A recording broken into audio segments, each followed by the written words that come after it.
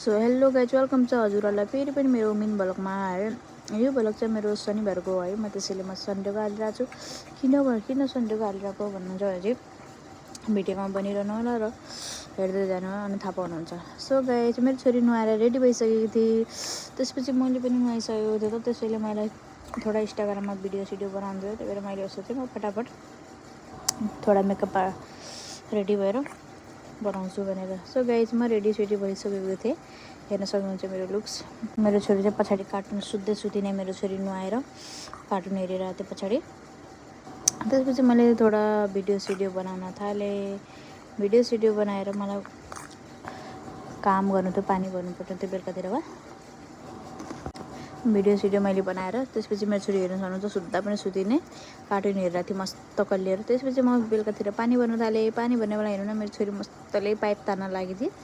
पानी सानी भरेर मलाई जानु थियो बर्थडेमा। त्यसपछि म गएँ बर्थडेमा। हेर्न सक्नुहुन्छ गाइज बर्थडेमा गएको थियो, यस्तो रमाइलो भएको थियो। त्यसपछि मेरो बर्थडेमा केक सेक काटेर खानासाना भएर चाहिँ नाचिरहेको थियो डिजे बजाएर। सबैजना रमाइलो पार्टी गरिरहेको थियो। त्यसपछि हामी पनि अलिअलि नाच्यौँ। मेरो छोरी पनि खुसी भएर हेर्न सक्नुहुन्छ डिजे बजाए चाहिँ यति खुसी हुन्छ हजुरहरूलाई त थाहै छ। मेरो छोरी कसरी नाच्न लागेकी थिएँ सो गाइज मलाई त भिडियो बनाउन आजकल मन पनि लाग्दैन। किन भन्नुहुन्छ भने चाहिँ हजुरहरू राम्रोसित कमेन्ट पनि गर्नुहुन्न, फलो पनि गर्नुहुन्न, लाइक पनि गर्नुहुन्न। त्यसैले मलाई भिडियो बनाउनु पनि आजकल राम्रोसित मनै लाग्दैन गाइज।